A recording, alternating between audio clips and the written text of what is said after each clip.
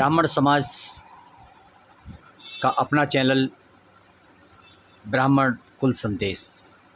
ब्राह्मण कुल संदेश एक मुहिम लेके चल रहा है, भारत के सभी राज्यों के ब्राह्मण एकजुट हों। कैसे हों, क्या प्रयास किया जाए, इसी चीज़ में हर तरफ जाके छोटे बड़े सभी से उनके विचार ले रहे हैं।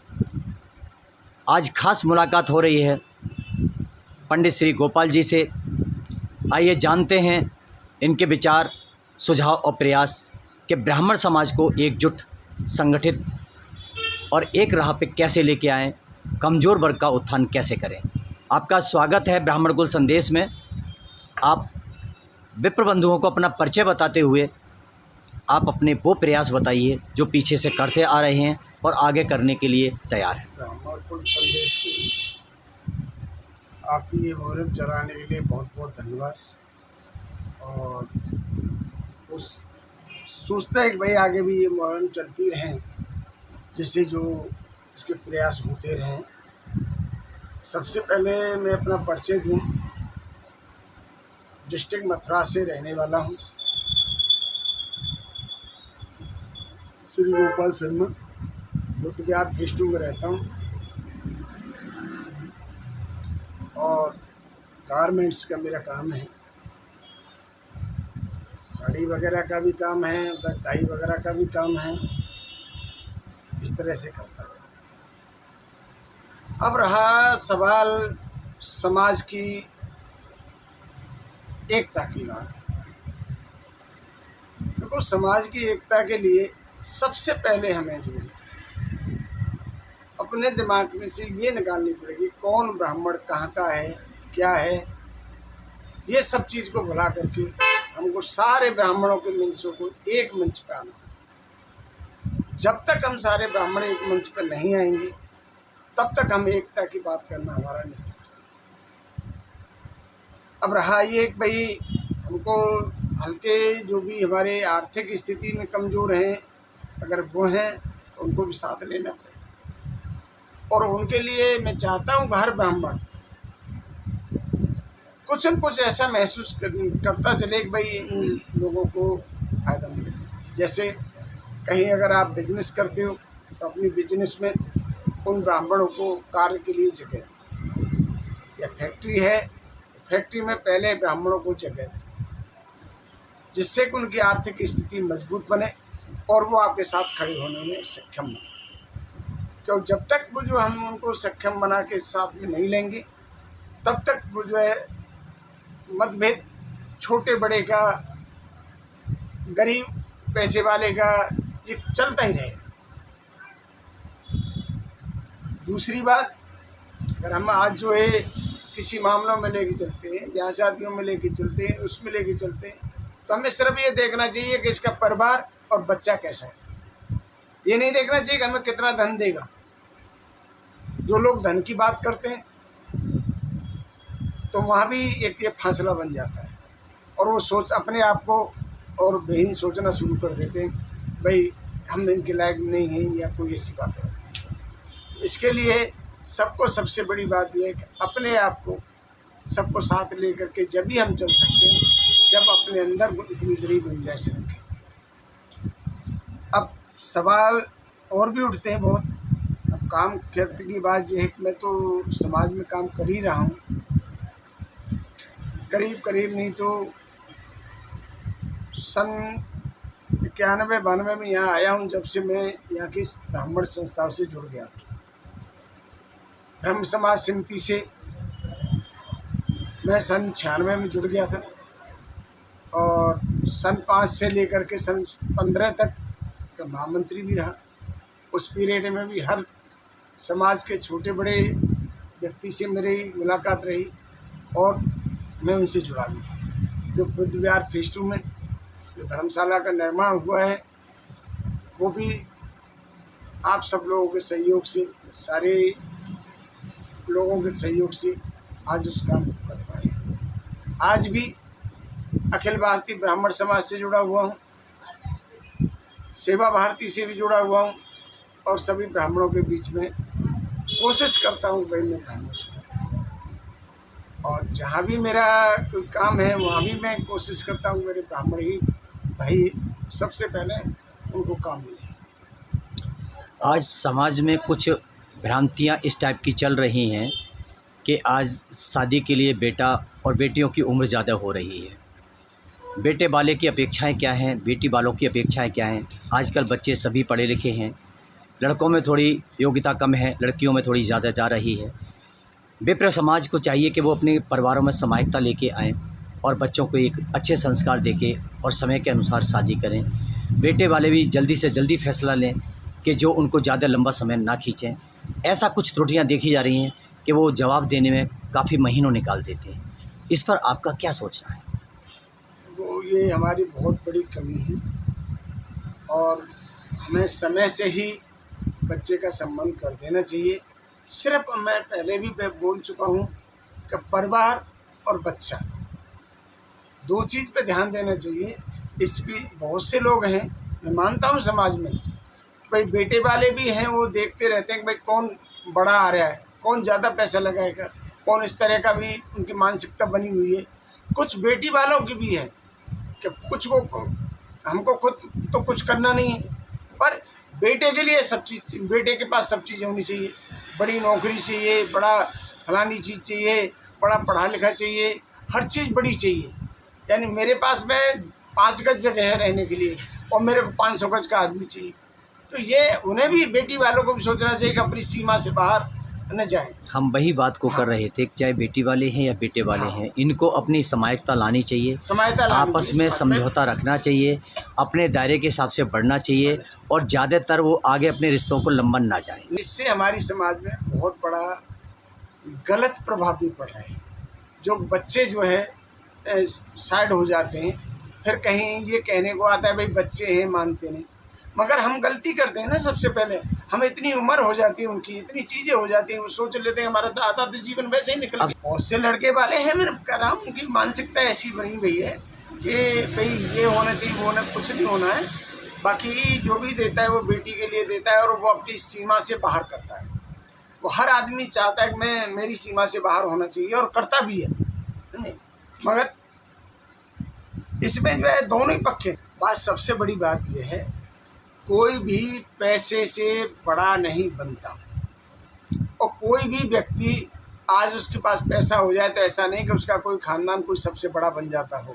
संस्कारों से बड़ा होता है। बेटी वाले को संस्कार परिवार देखने चाहिए, न कि उसका पैसे का वैभव देखना। चर्चा आती है ये कि हमारे आसपास में, हमारे जहाँ रहते हैं आसपास में छोटे वर्ग के ब्राह्मण भी रहते हैं जो कहीं अदर राज्यों के होते हैं या अदर कहलाते हैं, तो उनको ब्राह्मणों को कैसे पहल की जाए जो हम उनको एक प्लेटफार्म पर पास लाने की कोशिश करें। जो अदर स्टेट से हैं या अदर उससे हैं, वो ब्राह्मणों को हम कोशिश करते हैं, उनको हम अपना सदस्य भी बनाते हैं, हम उनको अपने साथ भी लाते हैं। पहल कैसे करनी चाहिए? मान लो कोई कमज़ोर वर्ग है, किराए पर रहता है, वो मजदूरी करता है या छोटी मोटी नौकरी करता है, अब उसके लिए माध्यम कैसे बनाया जाए? अब कैसे जानकारी लेंगे? जबकि आज का ट्रेड ऐसा चल रहा है कि अपने मकान में कोई किराएदार भी रहता है तब भी नहीं पूछते भाई तू कौन है या कैसा है। भाई उसकी जाति या उसका गोत्र पूछने में क्या दिक्कत आती है? तो पता तो जब ही चलेगा जब किसी से पूछोगे, आप समाज को तभी जोड़ पाओगे। बात बिल्कुल सही है। टाइटल लिखने से ब्राह्मण तो नहीं हो जाता। हाँ, टाइटल लिखने से ब्राह्मण नहीं होता। और जब उन बहुत ब्राह्मण ऐसे हैं जिनको अपना कोई भी गोत्र वगैरह या ऋषि गोत्र, आस्पति वगैरह ये कुछ नहीं मालूम है। अब उनके पास हम लोग पहुँचते भी हैं, उनसे पूछते भी हैं, वो एरिया का नाम तो बता देते हैं, बाकी अगर ये न बता दिए तो फिर कहते हैं भाई घर के बुजुर्ग जाने, हम नहीं जानते।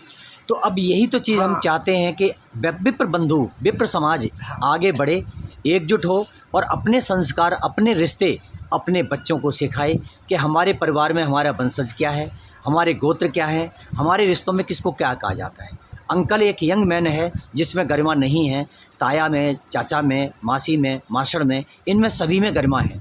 तो हम ये चाहते हैं कि परिवार अपने गरिमा को इस तरह से बनाए रखे।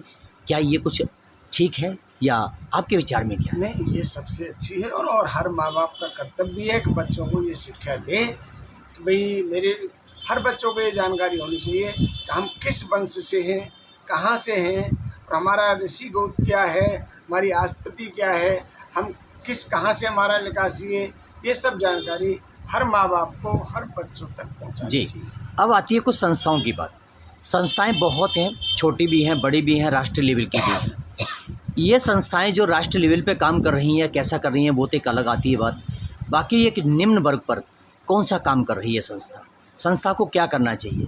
आज ब्राह्मण समाज का कमज़ोर वर्ग है, कहीं कहीं दर भटकता है, उसे कहीं रोज़गार नहीं मिल रहा है, या वो अपना रोज़गार चलना चाहता है तो उसे कहीं कोई सहायता नहीं मिल पाती, मार्गदर्शन नहीं मिल पाता।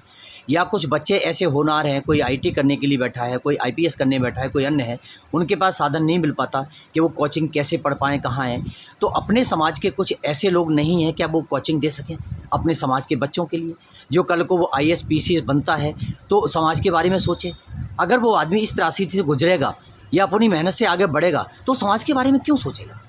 तो संस्थाओं को ऐसा कुछ वर्ड, ऐसा कुछ संकेत देना चाहिए, उन्हें ऐसी चीज़ को लागू करना चाहिए, अपना कोई ऑफिस बनाना चाहिए, कोई टीम बनानी चाहिए, जिस तरह से यहाँ अपनी जगह जगह पर सुविधाएं मिले कि जो शहर में ब्राह्मण कहीं का भी आता है उसे जो भी सुविधा हो, जो परेशानी हो, वो आके शेयर करे और हम उसकी हेल्प करने को तैयार हैं। क्या कोई हेल्प नंबर ऐसे होने चाहिए? ये ज़रूरी है। और देखो बात क्या है कि जो पहले से काफ़ी पीछे जो पड़े रह गए हैं और उनको धीरे धीरे देखो कोई काम आ पाता है। अभी जैसे त्रिनगर में संस्था बनाई है सब कोऑपरेटिव सोसाइटी, वो इसीलिए बनाई गई थी कि जो भी हमारे हल्के वर्ग में हैं वो वहाँ से अपना पैसा लोन लें और अपना कारोबार करें और धीरे धीरे उसे वापस करें।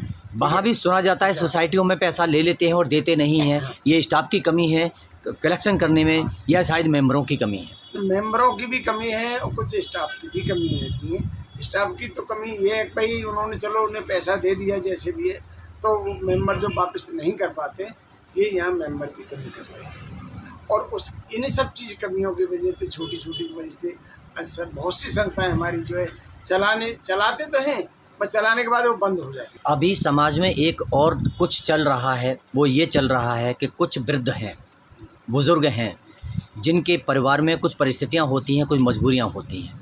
एक मजबूरी वो होती है उनके पास घर में समय नहीं होता, बहू बेटों के पास में, अन्य के पास में, जो उनके लिए समय पर खाना दे सके। कुछ ऐसे होते हैं कि जिनके लिए आपस में कलेशबाजी से नहीं मिल पाता। कुछ ऐसे भी हैं जिनके पास असहाय है। इस माध्यम के लिए संस्थाओं को कोई ऐसा नहीं विचार करना चाहिए बुजुर्गों के लिए खाना प्रोवाइड हो सके? संस्थाएं तो बहुत कर रही हैं। हाँ, करना चाहिए। अब आजकल ये संस्थाएं भी हर कॉलोनी में बन चुकी हैं, करीब करीब, और बनती जा रही हैं।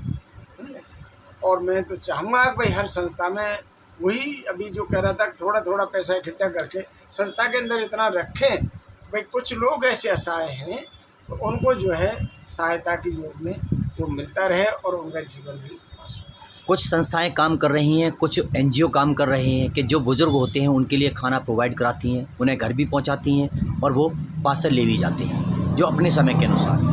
कुछ ऐसे भी हैं जो सक्षम हैं, वो पैसे दे देते हैं और वहाँ से ले जाते हैं। कुछ ऐसे हैं जो डोनेट कर देते हैं, वहाँ से लेते हैं। तो क्या ब्राह्मण समाज को एक अपने समाज के लिए ऐसा कुछ पहल करनी चाहिए कि अपने अपने क्षेत्र में अगर एक रसोई डालें और रसोई डालने में वही ध्येय हो कि जो बुज़ुर्ग हैं जिनके पास मान लो समय से खाना नहीं मिल पा रहा है घर से, तो उनके घर वाले वहाँ प्रोवाइड करें, उनके लिए वहाँ से खर्चा दें और वहाँ से उन्हें खाना समय पर मिल जाए। जो नहीं दे सकते हैं उनके लिए वहाँ से एक निःशुल्क मिले। तो ऐसी एक पहल करनी चाहिए। हाँ बिल्कुल, ये अच्छा स्वभाव है, अच्छा है। और ये पहल जो है अच्छी भी रहेगी अगर ये पहल शुरू होती है संस्था की तरफ से। भाई ये जो है ये करें हैं और उनमें वहाँ जो एक रसोई जो चलती रहे। बच्चों की तरफ पे तो विशेष ध्यान देना सभी आदमियों का काम है, और जो बच्चों की तरफ जो ध्यान देंगे तो उतना ही स्वास्थ्य उनका अच्छा रहता है और उतना ही चीज़ रहती है। वो नहीं सोच पाते कि भाई कल को कोई परेशानी होती है, बीमार होते हैं, तो उनमें पैसा चाहे वो डॉक्टर को ज़्यादा दे देंगे और उनके स्वास्थ्य और खाने की तरफ में ध्यान कम देंगे। ब्राह्मण कुल संदेश के लिए रामवीर भारद्वाज के साथ ये थे श्री गोपाल शर्मा जी। इनके विचार जाने, कई मुद्दों पर बहस बात हुई है और कई मुद्दों पर विचार लिए गए, परिवारों से भी लिए गए, खान पान पे लिए गए, बच्चों के और बुज़ुर्गों के। आज देखने में मिल रहा है कि जो समय समय से चीज़ नहीं मिल पाती, लोग एक आर्थिक स्थिति के पीछे भागने में बहुत लगे हुए हैं, अपने स्वास्थ्य को नहीं देखते। पहला सुख निरोगी काया। जब आपका स्वास्थ्य ठीक नहीं होगा, जब आपके बच्चे स्वस्थ नहीं होंगे, तो आप किसकी भागम भाग करेंगे, किसको क्या कमाएंगे? इसी चर्चा के साथ अगली बार फिर मिलेंगे किसी नई हस्ती के साथ। तब तक के लिए धन्यवाद।